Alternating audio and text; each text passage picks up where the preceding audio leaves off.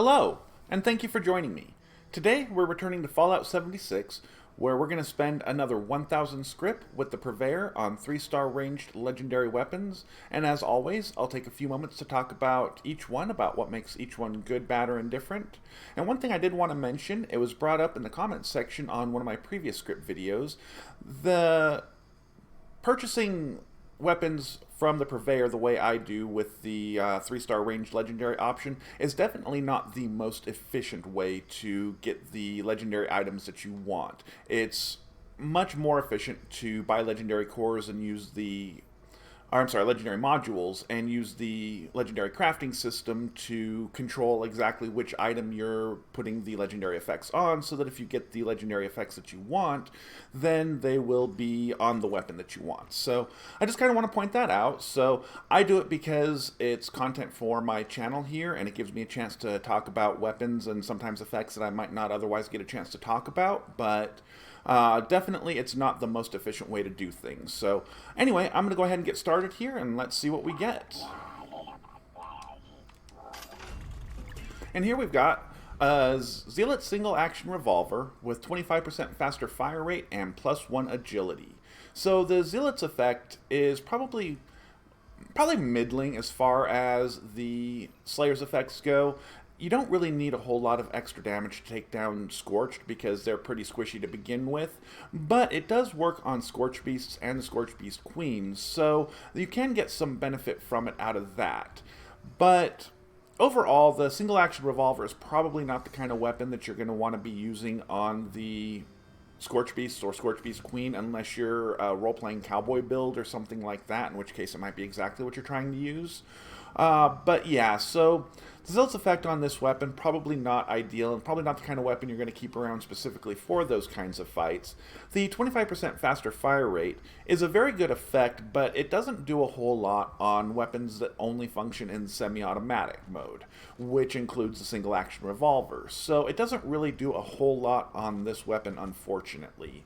The +1 agility, that's never a bad thing. It's not a huge benefit, but it does provide you a little bit more AP for either sprinting or VATS, and it also improves your stealth, which you may very well want to be using with pistols, but unfortunately the single action revolver cannot be suppressed, so that's probably a bit of a losing proposition with this weapon. So overall, this one's a bit of a dud. Let's go on ahead and move on to the next one. And here we've got an Aristocrat's Gatling Plasma with replenishing action points with each kill and 25% less VATS AP cost. So this one is pretty interesting. The Aristocrat's effect is, in my opinion, probably the best first star for full health builds other than possibly anti-armor, depending on the specific weapon in question and your perk loadout.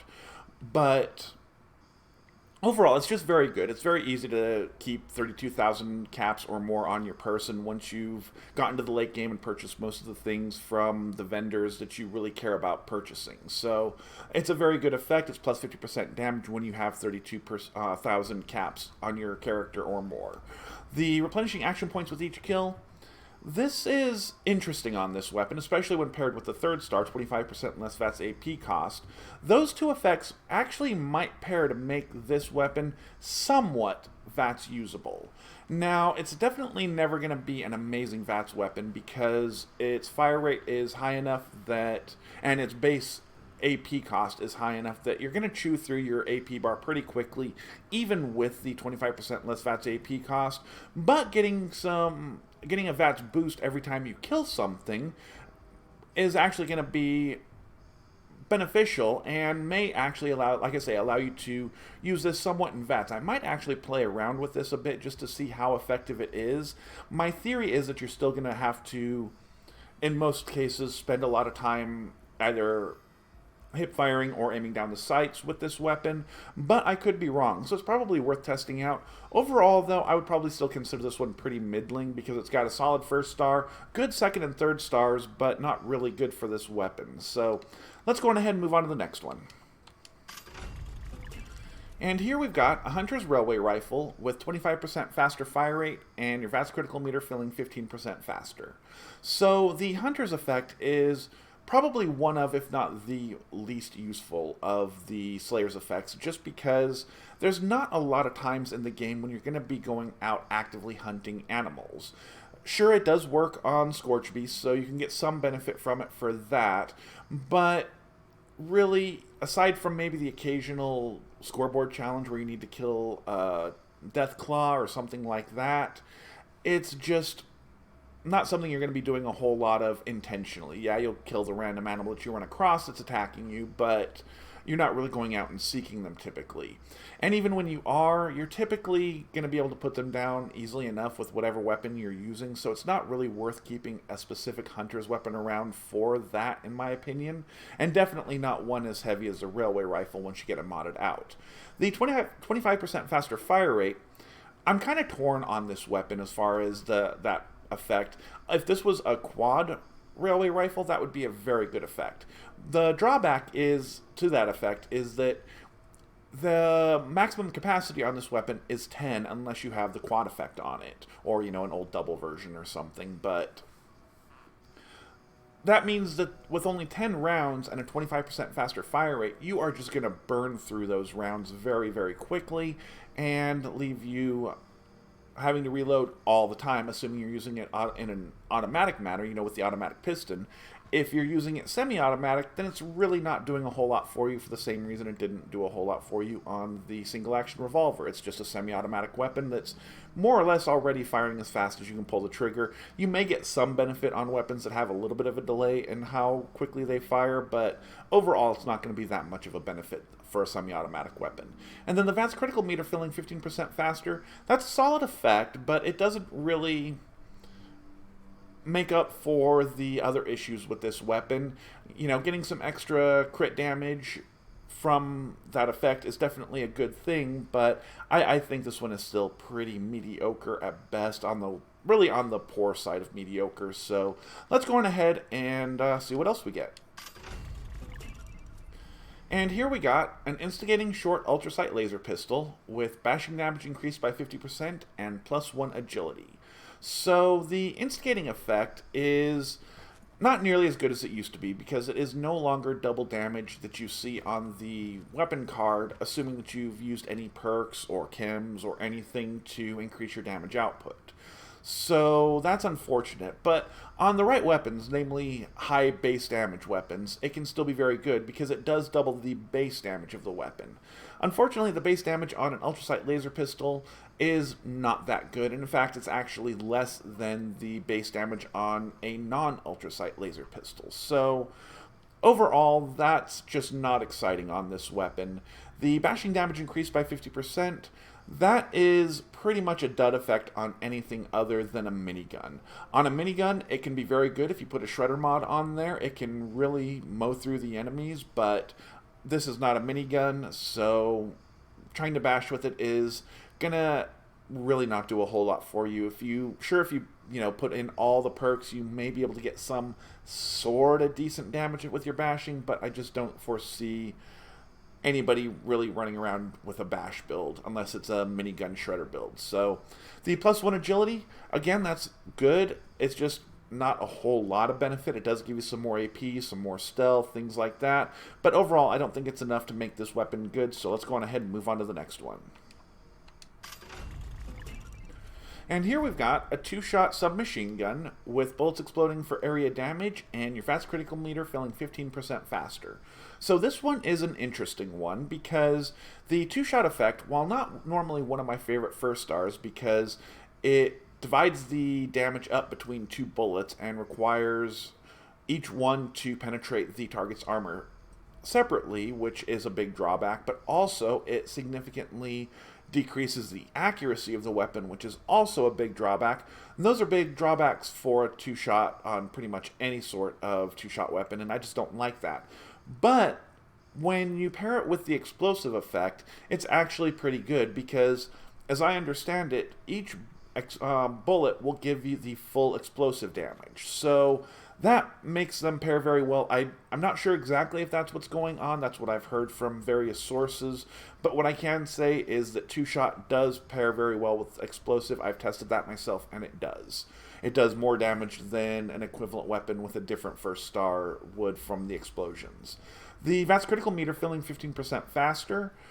Again, that's a good effect. This is definitely the kind of weapon that you could absolutely use heavily in VATS, so getting some more VATS crits out of it is definitely not a bad thing. So overall, this one, it's not a god roll by any means, but I would say this one is solid, and I may try it out. I may just put it up on my vendor. We'll see how it goes, but yeah, this one's not bad at all. Let's go on ahead and move on to the next one. And here we've got an Exterminator's Pipe Revolver, with bashing damage increased by 50% and hits having a chance to generate a stealth field. So the Exterminator's effect is probably the Slayer's effect that competes with the Hunter's effect for the worst of the Slayer's effects.